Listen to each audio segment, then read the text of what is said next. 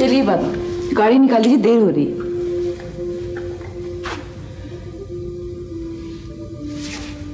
बाबा, क्या बात है? किसका फोन है? बाबा, किसका फोन है?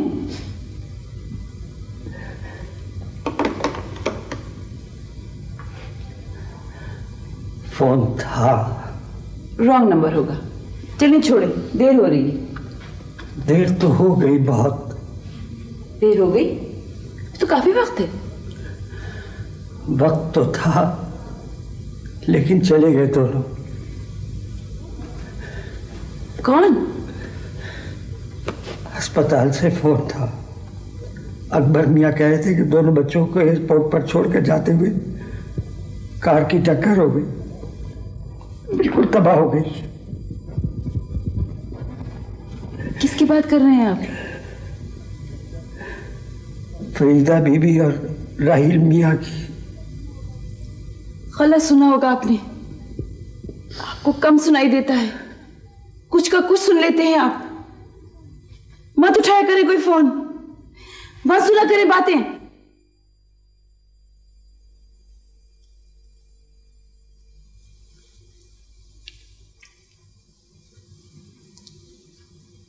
जुबी, जुबी।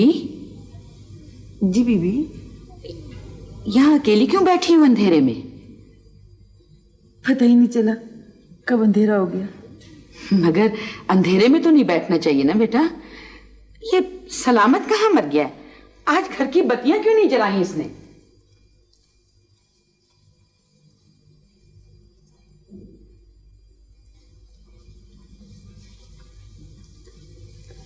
अरे न मुंह धोया न कंघी की। बीबी, मैं कौन सा बार बार मुंह धोती हूँ या कंघी करती हूँ? आपको तो पता ही है मैं कितनी कायल हूँ। पता है बेटा मुझे। जब तुम पैदा भी नहीं हुई थी ना, तब से इस घर में हूं। एक जमाना हो गया है। मैं तुम्हें नहीं जानती क्या? जब बड़ी बेगम साहब का इंतकाल हुआ, तब तुम दोनों मेरे साथ ही सोया करती थी। सारी रात कमरे की बत्ती जलती रहती थी। फिर जब फरी की शादी हुई और बड़े साहब इस दुनिया से चले गए, तब तुम समझदार हो गई थी। तब भी 4 साल तक सारे घर की बत्तियां जलती रहती थी। ऐसा लगता था जैसे अंधेरा टल गया है। मगर अब फिर सारी बत्तियां बुझ गई हैं। मैं भी तुम्हारी तरह सर पकड़ के एक कोने में बैठ गई थी, जैसे कमर ही टूट गई हो। हाथ को हाथ नहीं सूझ रहा था।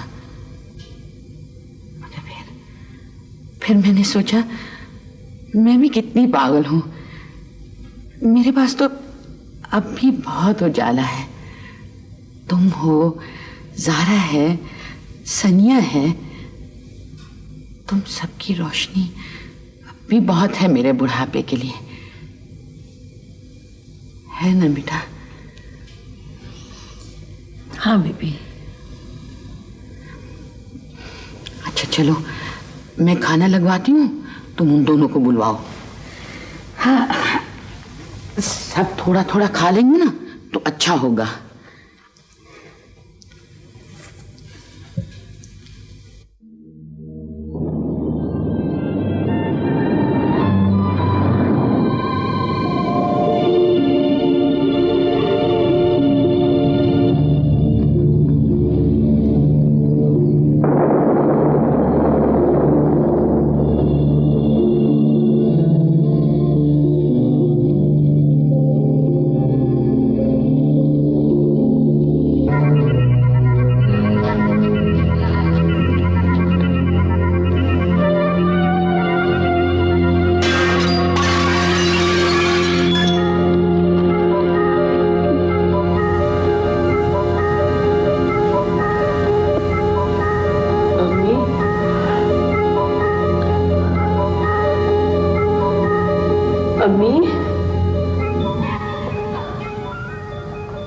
अबू,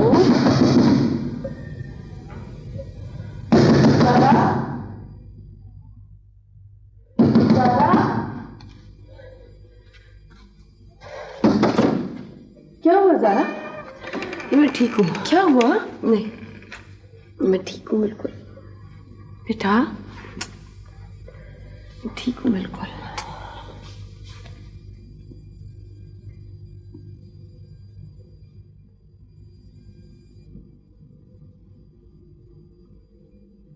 तुम बोलती क्यों नहीं हो?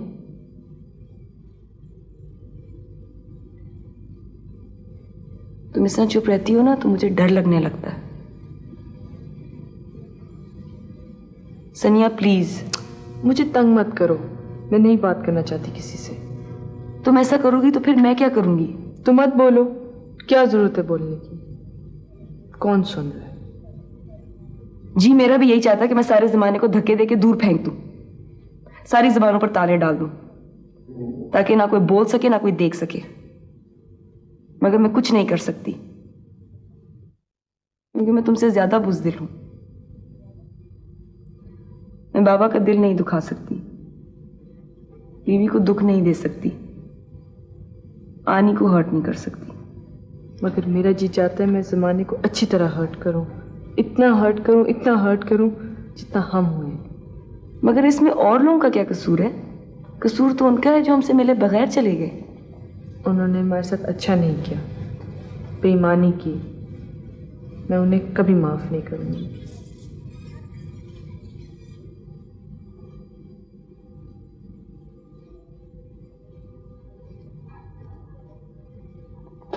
अगर ऐसा हो कि हम आपस में बातचीत कर लिया करें तो ना इतनी घबराहट हो ना इतना सन्नाटा, है ना?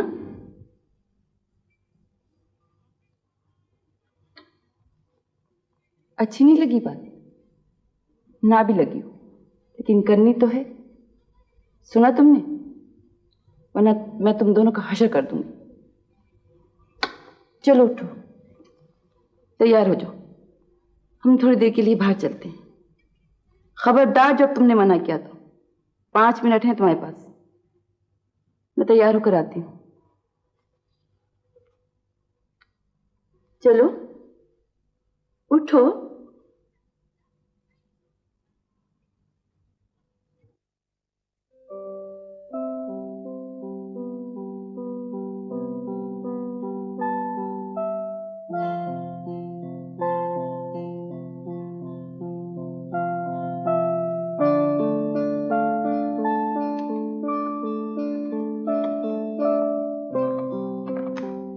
बीबी, वकील साहब आए, कह रहे हैं कि आपसे बात करनी है। मुझसे? जी हाँ।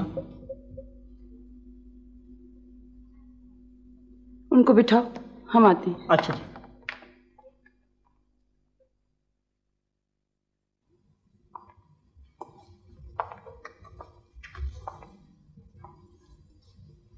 अकबर साहब आए हैं, तुम दोनों ड्राइंग रूम में आ जाओ।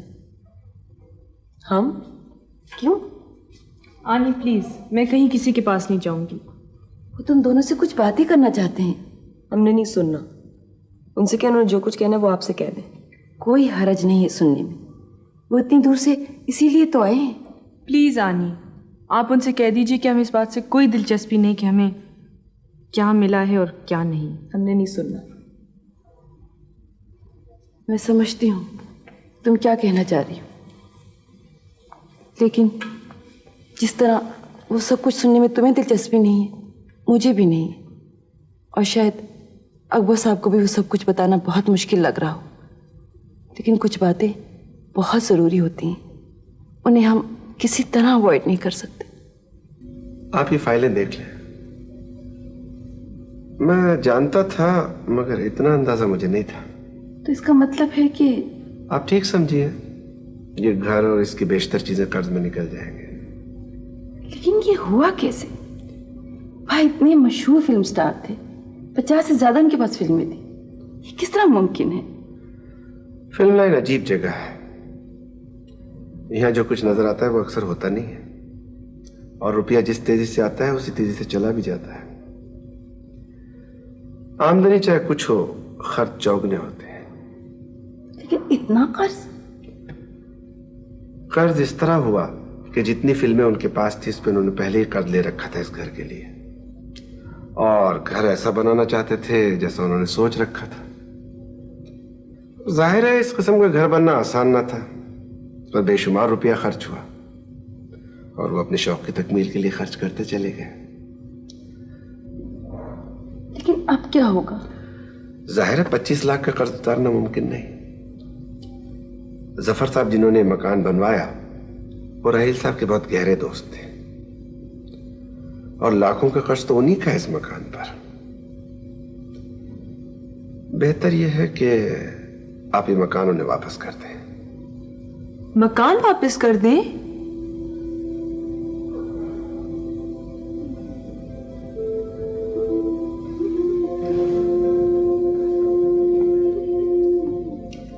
अकबर साहब, 25 लाख हो, 20 लाख हो, कुछ भी हो, ये घर अब्बू ने बनवाया था और उन्हीं का रहेगा।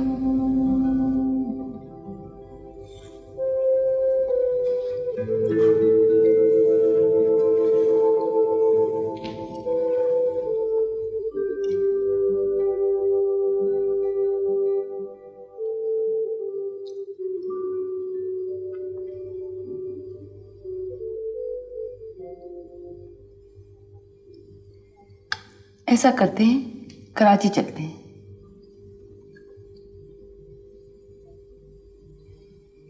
कराची क्यों? मैं जो जा रही हूँ, तुम दोनों भी चलो। आप क्यों जा रही हैं? बहुत से काम है, फिर मैं सोचती हूँ कि यहाँ रहने से फायदा क्या, तीनों चलकर वहीं रहते हैं। आप कहना क्या चाह रही हैं? मैं क्या कह सकती हूँ, मैं तो तुम दोनों से भी गई गुजरी हूँ। सारी जिंदगी ना कुछ जमा किया ना रखा, और अगर जमा भी करती तो 20 लाख रुपए इस उम्र में जमा करना नामुमकिन था। तो कराची चलते हैं, मेरा अपना जाती ख्याल है। जिंदगी अच्छी भली गुजर जाएगी, तीनों मिलकर रहेंगे। और घर का क्या होगा? घर इतना अहम नहीं होता, लोग अहम होते हैं। लोग अगर चले जाएं तो बहुत फर्क पड़ता है, लेकिन अगर घर चला जाए तो आहिस्ता आहिस्ता दूसरा घर अपना हो जाता है। बात घर की नहीं है, अम्मी और अब्बू के घर की है, और ये घर किसी और का नहीं हो सकता।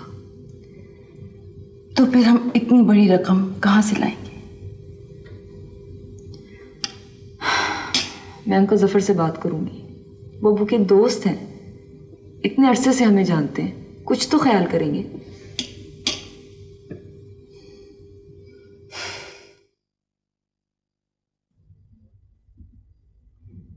और सुनाओ, तुम्हारी पेंटिंग का क्या हाल है? कुछ कर रही हो या नहीं? देखो बेटे, अपना ख्याल रखा करो, बहुत कमजोर होती जा रही हो। तुम्हारी आंटी बता रही थी कि तुम कुछ खाती नहीं हो। यह गलत बात है। जिंदगी और मौत खुदा की तरफ से होती है, उस पर हमारा कोई इख्तियार नहीं होता। बस इख्तियार इतना कि रो धोकर बैठ रहे हैं, लेकिन अपनी जिंदगी खत्म करने का फिर भी इख्तियार नहीं। अंकल, अकबर साहब कह रहे थे कि हमारे मकान पर आपका बहुत कर्ज है, इसकी वजह से शायद वो मकान हमारा ना रहे, आप वापस ले लेंगे। मुझे अफसोस होगा, लेकिन कोई चारा नहीं है। 20 लाख तो सिर्फ मेरे हैं, बाकी रुपया दूसरे प्रोड्यूसर्स का है, वो भी अदा करना होगा। अच्छा है, जितनी जल्दी अदा हो जाए उसकी रूह को सुकून मिलेगा। अंकल, अब्बू ने वो मकान अपना डिजाइन देकर अपनी खुशी के लिए बनवाया था। Quite right. और यकीन करो, मैंने राहिल को उसी जमाने में कहा था कि इस जमाने में ये लाल कला मत बनवाओ, रुपया इसमें ऐसे लगता चला जाता है जैसे कुएं में जा रहा हो। अंकल, मैं नहीं चाहती कि मेरे अब्बू के ख्वाब इतनी जल्दी टूट जाएं। मगर क्या हो सकता है? हम कोशिश करेंगे कि ये कर्ज उतार दें। 20 लाख कैसे? मैं कुछ करूंगी। तुम बच्ची हो, क्या कर सकती हो? और क्यों करती हो इतनी मेहनत? इतना बड़ा घर रखकर क्या करोगी? किसी भी छोटे से घर में तुम रह सकती हो। अंकल, ये हमारा घर है। I know darling, but there is no way out. There is always a way out. उनके अचानक चले जाने से हम तो कौड़ी कौड़ी को मोहताज होकर रह गए। 10 बरस तक भी ये नुकसान पूरा नहीं होगा। खैर ये तो पैसे की बात है। वैसे आदमी का जो नुकसान हुआ है ना, वो तो कोई दूसरा आदमी पूरा कर ही नहीं सकता। हाँ हाँ, कैसे सोने के आदमी थे। आप अपने मकान की बात करती हैं, हमें तो लगता है कि हमारे मकान के साथ साथ बर्तन भांडे भी बिकेंगे सारे। वैसे भी आप दोनों इतने बड़े घर में अकेली नहीं रह सकते। अखराजात के अलावा भी 10,000 तरह की परेशानियां हो सकती हैं। मेरी मानिए तो आप अपनी आंटी के साथ कराची चली जाइए। मैं नहीं जाऊंगी, मैं अपने अब्बू के घर में रहूंगी। आनी, ज़ारा सही कह रही है। खाक धूल सही कह रही है। ज़ारा का दिमाग चल गया और तुम्हारा भी, लेकिन मेरा दिमाग अभी दुरुस्त है, इसीलिए मैं तुम दोनों को कराची लेके जा रही। खबरदार जब कोई बीच में बोला तो बस अगले हफ्ते हम चले जाएंगे यहां से सब कुछ निपटा कर। आपका मतलब है ये घर बेचकर? बेचने का क्या सवाल, ये घर अपना है ही कब जो बिकेगा। बस कस के कागज वापस ले लेंगे। ये कभी नहीं हो सकता। सारा बस करो, बहुत हो गया। एक हफ्ते से ये बातें सुन सुनकर मेरा दिमाग खराब हो गया है। जहां जहां तुम जा सकती थी गई, जिन जिनसे तुमने बातें करनी थी कर ली, अब कुछ नहीं रहा। सबके सब खुदगर्ज और जलील लोग थे। मैं सोच भी नहीं सकती थी कि ज़फ़र अंकल इतना बदल जाएंगे। कितना प्यार करते थे, हफ्ते में कोई 4 मरतबा आते थे, घंटों बैठे रहते थे। आई एडमायर यू ज़ारा, तुम इस सदी की सबसे बड़ी आर्टिस्ट बनोगी। भाई राहील, तुम ज़ारा को यूरोप भेजो, इसे आर्ट सीखना चाहिए। अगर तुम नहीं भेजोगे तो मैं भेजूंगा अपनी भतीजी को, स्टूडियो बनाऊंगा इसके लिए शानदार सा। विश कहीं से मेरे पास 20 लाख रुपए आ जाए तो मैं उनके मुंह पे मार दूं। हम ऐसा ही करेंगे, फिक्र मत करो। सुनो, इस तरह की बेवकूफ़ी की बातें मैं भी कर सकती और मेरे ख्याल में तुम दोनों से बहुत बेहतर कर सकती, लेकिन मैं इसलिए नहीं करूंगी कि ये वक्त इन बातों को ज़ाया करने का नहीं। आनी, आप कुछ भी कहें, हम ये घर उनके हवाले बिल्कुल नहीं करेंगे। तुम्हारे अम्मी और अब्बू इस घर में कितना अरसे रहे थे? थोड़ी अरसा तो रहे थे। बात रहने की नहीं है, ये घर अब्बू के ख्वाबों की ताबीर है। बड़ी जिद्दोजहद के बाद बनाया है उन्होंने। हम इसे इस तरह किसी के हवाले नहीं कर सकते। क्या कर लोगी तुम? कोशिश तो तुमने बहुत की। कोई ना कोई तो तरीका होगा इसको बचाने का। मैं जुमे की बुकिंग करा रही हूं। मैं नहीं जाऊंगी। हम बिल्कुल नहीं जाएंगे। क्या मतलब है? मैं नहीं जा रही, हम बिल्कुल नहीं जाएंगे। तुम्हें हर हाल में मेरे साथ जाना पड़ेगा। मैं अब इस मौजू पे कोई बात सुनने को तैयार नहीं। पहले ही नहीं सुनना चाहिए थी, बेवकूफी थी मेरी। आप ये सब बातें इसलिए कह रही हैं कि जो लोग मारे गए वो आपके माँ बाप नहीं थे। ज़ारा, आनी, आप समझती हैं कि हमें इस पत्थर के घर से दिलचस्पी है, मगर आप सोच भी नहीं सकती कि घर हमारे लिए क्या है। आनी, आपको कोई हक नहीं है अम्मी यहाँ से जबरदस्ती ले जाने का।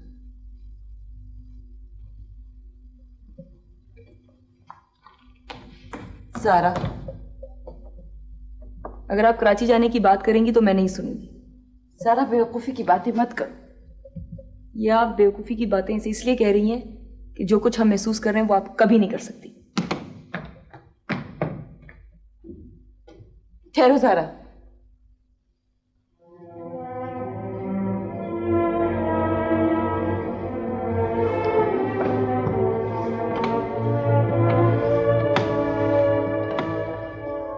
ज़ारा, जो तुम आज महसूस कर रही हो वो मैं बहुत पहले कर चुकी हूँ। फर्क सिर्फ इतना है कि मैं उस वक्त 8 बरस की बच्ची थी, अकेली थी। मेरी बहन मुझसे बहुत दूर थी और तुम्हारी तरह मेरी कोई बहन मेरे साथ साया की तरह नहीं रह सकती थी। इसीलिए मुझे हॉस्टल भेज दिया, जहां मैं बरसों रातों को तकिए में मुंह छुपा कर रोती रही हूं। मेरा भी घर था, लेकिन जहां मैं भी नहीं जा सकती थी। मैंने भी गैरों को अपने घर में रहते देखा है, लेकिन ये सब किसी इंसान ने मेरे साथ नहीं किया था।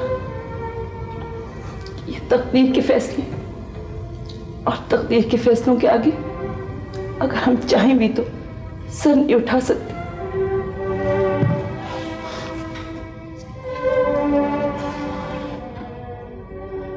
आज जिसकी मौत पर तुम चीख सकती हो, चिल्ला सकती हो, वो मेरी बहन थी। इस दुनिया में मेरा वाहिद रिश्ता, लेकिन मैं तो उसकी मौत पर रो भी नहीं सकी हूं। इसलिए कि मुझे उसके दोनों बच्चों के आंसू पोंछने से फुर्सत नहीं थी। लेकिन इसका मतलब ये नहीं कि मेरा कुछ नहीं गया। मेरा तुमसे ज्यादा नुकसान हुआ। तुम्हारे लिए तो मैं मौजूद हूं, लेकिन मेरे लिए इस दुनिया में कोई भी नहीं। और जाहिर है ये बात मैं अपने सिवा किसी को बता भी तो नहीं सकती।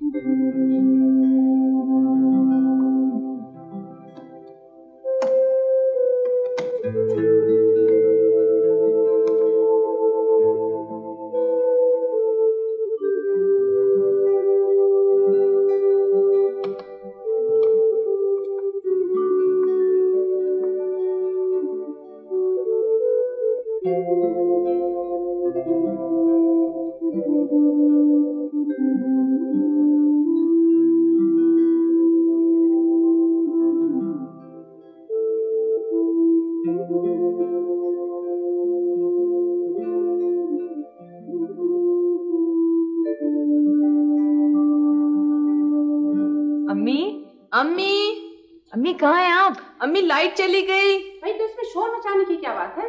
बात ये है कि मैं तैयार कैसे होंगी? अब्बू के प्रीमियर पे जाना है, इतने सारे लोग होंगे वहां।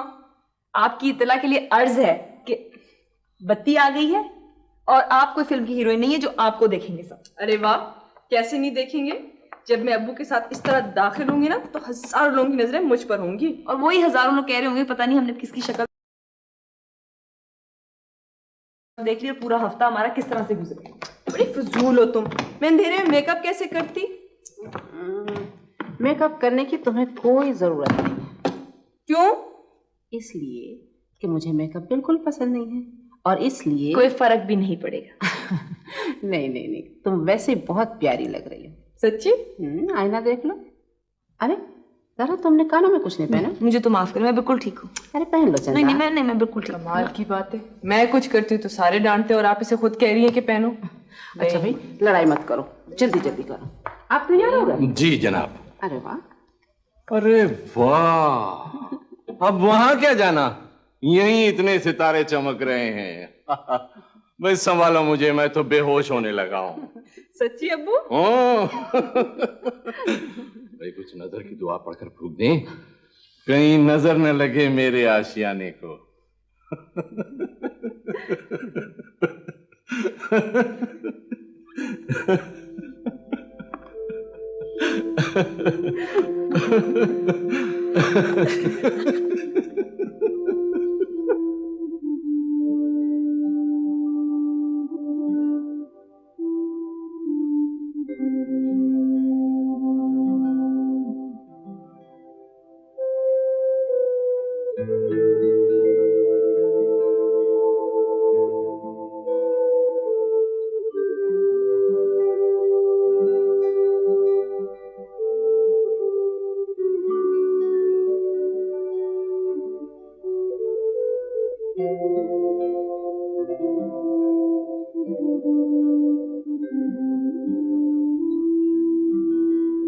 अरे वाह वाह, कमाल हो गया।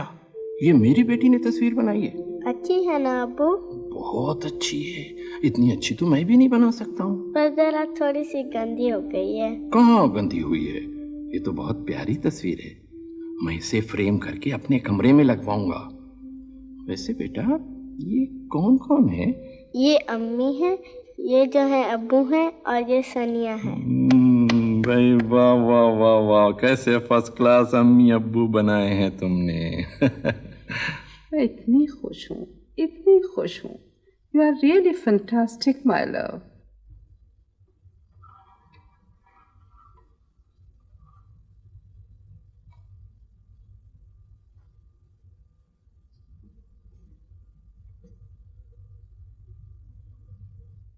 देखो भाई, किसी का कमरा बने या ना बने, लेकिन सबसे पहले हमारी ज़ारा बेटी का स्टूडियो बनेगा।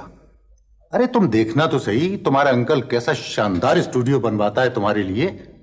अभी तो मैंने इसी कमरे को स्टूडियो बना दिया है, लेकिन बाद में बेसमेंट में ऐसा स्टूडियो और वर्कशॉप बनवाऊंगा कि पूरे मुल्क में नहीं होगा किसी के पास।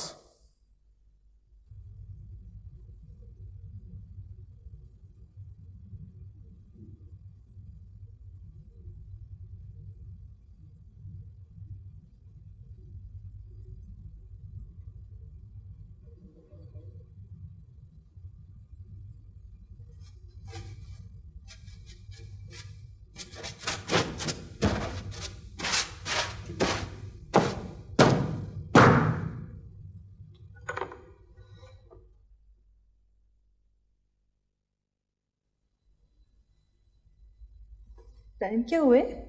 10 बज गए। कहाँ जा रही हो? अब उठ गई हो तो नीचे नाश्ते पर चली जाओ, आनी इंतजार कर रही है। तुम कुछ छुपा रही हो मुझसे? क्या मतलब? जहाँ जा रही हो वहाँ का कोई नाम है? नाम तो है, मगर ऐसा नहीं जिसे सुनकर तुम खुश हो जाओ। मेरी खुशी को चूल्हे में डालो। तुम दुनिया का कोई भी नाम लोगे ना तो मैं खुश नहीं होंगी, लेकिन तुम मुझे बताए बगैर कहीं नहीं जा सकती। सोच रही हूँ एक दरवाजे पर और दस्तक दे लूँ। खबरदार, कोई जरूरत नहीं कहीं जाने की। इतने दरवाजों पे दस्तक दे चुकी हूँ कि अब एहसास ही बाकी नहीं रहा है। सोचती हूँ एक और को आजमा लो। कोई जरूरत नहीं है किसी को आजमाने की। सुनो, इस तरह लोगों को आजमा कर उनके असल चेहरे देखकर मुझे बहुत इत्मीनान हो रहा है। याद है बचपन में जब हम अपने टूटे फूटे खिलौने खिड़की से बाहर फेंक देते तो कितना इत्मीनान होता था। बिल्कुल वही कैफियत है। मेरा जी चाहता मैं इन सबको कत्ल कर दूं जिन्होंने तुम्हें मना किया है। मुझे भी पहले बहुत गुस्सा आता था, खून खौल जाता था, मगर अब लगता है ये सब कुछ किसी और के साथ हो रहा है। लेकिन आखिर तुम जा कहाँ रही हो? ये मैं आकर बताऊंगी। इंसानों की आजमाइश पे निकली हूं तो अपने को भी आजमा लो।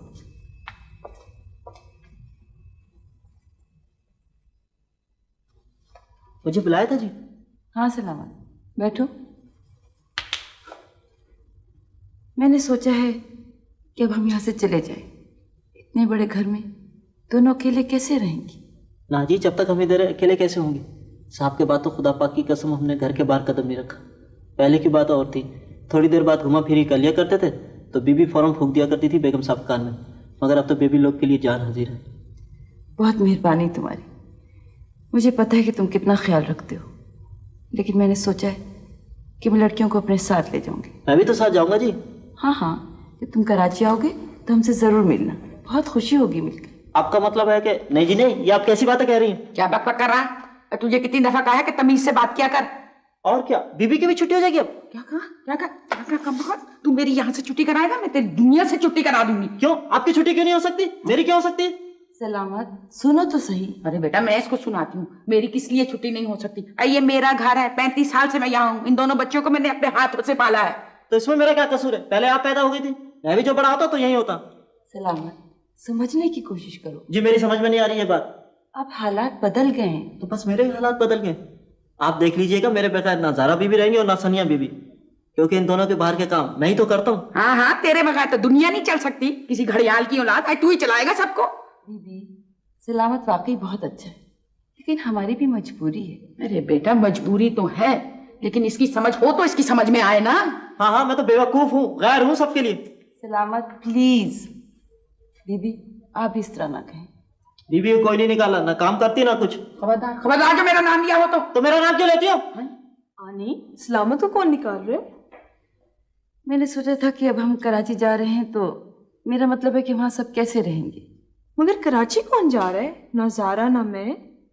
अच्छा, इसका फैसला बाद में हो जाएगा। ज़ारा कहाँ है? ज़ारा पता नहीं कहाँ गई है। सुबह को गई थी और अब तक वापस ही नहीं आई। जी हाँ, ठीक है, थैंक यू। फरमाइए। मुझे कुछ काम था आपसे, पर्सनल। मुझसे? माफ़ कीजिएगा, मैं पहचाना नहीं। आपने मुझे इसलिए नहीं पहचाना कि इससे पहले आपने मुझे देखा नहीं है, मगर आप मुझे जानते ज़रूर हैं। मैं ज़ारा अहमद हूँ, फिल्म स्टार राहील की बेटी। ओह, आप? जी, मैंने सुना है कि आपने मुझसे शादी की ख्वाहिश की थी। जी। मुझसे मिले बगैर? मैंने आपको एक पार्टी में देखा था काफ़ी अर्सा पहले, मिस्टर समदानी के घर। आपके वालिदैन का हादसे का सुन के बहुत अफसोस हुआ था मुझे। मैं आपसे मिलने का बहुत ख्वाहिशमंद था। एक दो बार आपके घर भी गया, लेकिन आप नहीं मिली। फिर आपने शायद मना कर दिया। जी, मैं यही बताने आई हूँ कि अब मैं राज़ी हूँ। जी? जी, अब हम अकेले रह गए और हमारे हालात भी बदल गए। आप चुप हो गए? नहीं, मैं तो ये कहना चाह रहा था कि ये तो मेरी इंतहाई खुशनसीबी है, लेकिन सुनिए, अभी जवाब मत दीजिए, सोच लीजिए। कल शाम घर आकर बताइएगा। कल शाम? जी, कल शाम 6 बजे। मैं इंतज़ार करूँगी। आप रुकिए तो। जी नहीं, मुझे घर जाना है। वहाँ किसी को मालूम नहीं है कि मैं यहाँ आई हूँ। मैं आपको छोड़ दूंगा। शुक्रिया, मैं जिस तरह आई थी उसी तरह चली जाऊँगी।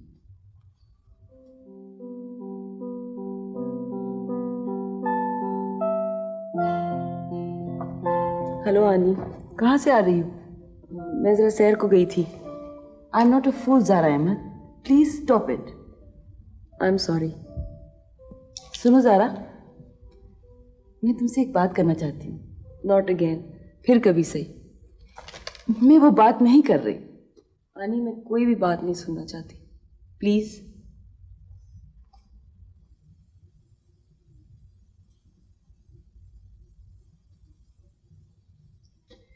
फिर तुम कनौतियों की तरह बैठी हो।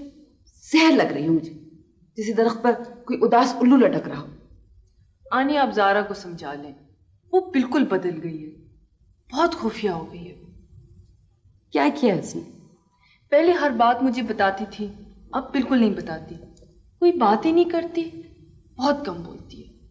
कोई हर्ज नहीं कम बोलने में, और तुम भी कम बोला करो। खैर छोड़ो, आज मुझे एक बहुत ब्राइट आइडिया है। मैं तो हैरान हूं कि इससे पहले मैंने क्यों नहीं सोचा। बस अब मसला हल हो जाएगा। कैसे? मसला कैसे हल हो जाएगा? भाई, मसला सिर्फ इतना ही सा है ना कि अगर हमारे पास 10-20 लाख रुपए हों तो हमारी जिंदगी इस तरह कलाबाजियां ना खाती फिरे। आनी, ये जरा सी बात है। 20 लाख रुपए, ऐसे लगता है जैसे कोई कहे कि आसमान से सूरज उतार लो। ओफो, मैं क्या कह रही हूँ और तुम क्या बोली जा रही हो? बस तुम बिल्कुल चुप बैठोगी। हाँ सुनो, मैंने ये सोचा है कि मेरा पुराना सा जो दकियानूसी कब्र मसीह का जो घर है ना, मैं इसको बेच देती हूँ। शर्तिया 10-12 लाख रुपए तो उसकी मिल जाएगी। बाकी रहा और पैसों का मसला, तो जो मेरे भारी भारी बेतुके से गाय भैंसों वाले जेवर है ना बैंक में पड़े हुए, उन्हें भी बेच देती हूँ। वो भी दुआएं देंगे, चलो सवारत लगे। नहीं आनी, ऐसा नहीं हो सकता, ये बिल्कुल नहीं होगा। बकवास नहीं करो, इतना तो ब्राइट आइडिया है। आप ज़ारा से ये बात कहें ना तो देखें क्या जवाब देती है। अच्छा, तो मैं गैर हूं, अलग हूं। नहीं आनी, ये बात नहीं है, लेकिन एक घर को बचाने के लिए एक और घर बेच दें, अच्छा नहीं लगता। एक का दुख ही काफी है।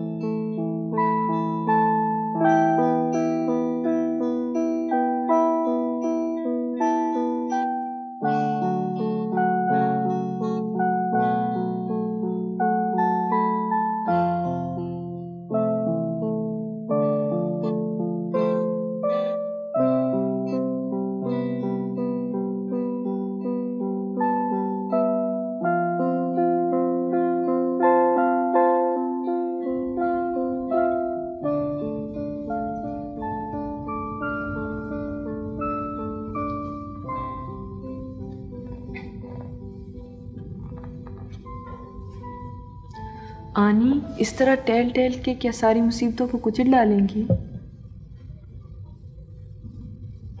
शायद।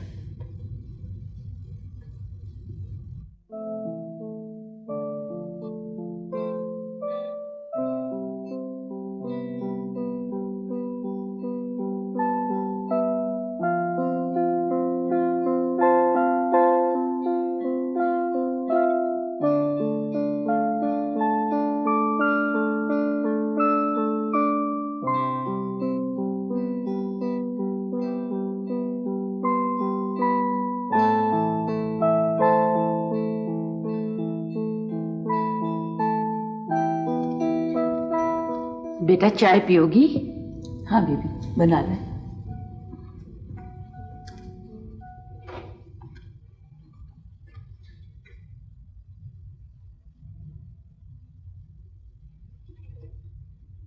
आनी ज़ारा को बुलाए ना, उसे क्या हो गया? उसे कुछ नहीं हुआ, अभी आ जाएगी। कभी कभी ऐसा होता है कि जी चाहता है कि कोई आवाज़ सुनाई ना दे, किसी की सूरत नज़र ना आए, वक्त और माहौल सबसे बेनियाज हो जाए। ज़ारा का भी यही हाल है। अगर वो खुद अपने आप से समझौता करेगी तो इस कैफियत से निकल आएगी, लेकिन अगर हमने उसे ज़बरदस्ती निकालने की कोशिश की तो फिर वो कभी नहीं निकल सकेगी।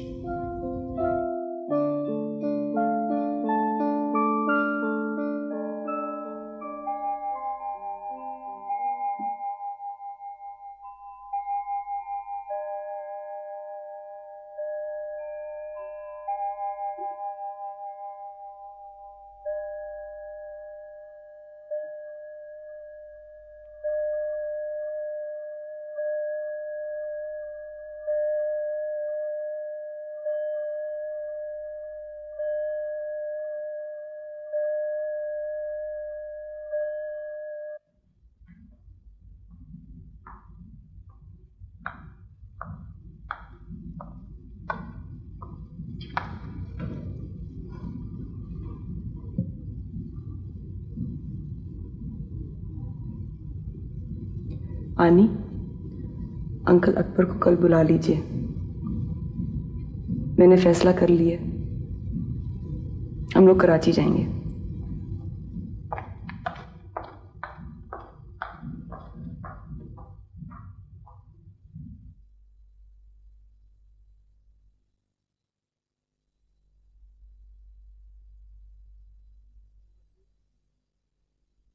अब्बू, आई एम सॉरी। आपने कहा था कि ऐसा होता है कि वक्त का कोई लम्हा तकदीर के फैसले की घड़ी होता है। जिसकी इज्जत में आए हुए लोग उसी फैसले के पाबंद हो जाते हैं। तो जिस घड़ी इस रोज हम अपने घर से निकले थे वो हमारी तकदीर के फैसले की घड़ी थी। और आपने ये भी कहा था कि ये सब तुम्हें इसलिए बता रहा हूं कि तुम जो चुप होकर बैठ जाती हो, कोई फैसला नहीं करती हो, इससे तुम जिंदगी में बड़े नुकसान उठाओगी। ऐसा मत करना, फैसला करना फिर इस पर डटे रहना। तो मैंने फैसला कर लिया।